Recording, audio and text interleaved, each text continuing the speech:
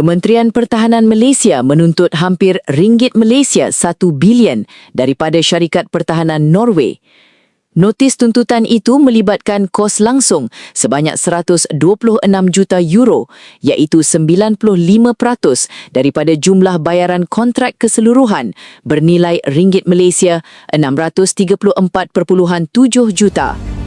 MINDEF turut menuntut kos tidak langsung menjadikan keseluruhan tuntutan kira-kira ringgit Malaysia 1 bilion. Menteri Pertahanan Datuk Seri Muhammad Khalid Nordin menegaskan tuntutan ini penting bagi melindungi kepentingan Malaysia. Keseluruhan tuntutan itu berjumlah kira-kira ringgit Malaysia 1 bilion, katanya selepas lawatan kerja meninjau kemajuan pembinaan kapal tempur pesisir LCS di Lumut Naval Shipyard Sendirian Berhad, LUNAS, di Pangkalan Tentera Laut Diraja Malaysia TLDM di Lumut, 19 Mei 2026. Turut hadir Panglima Tentera Laut Zulhelmi Ithnain.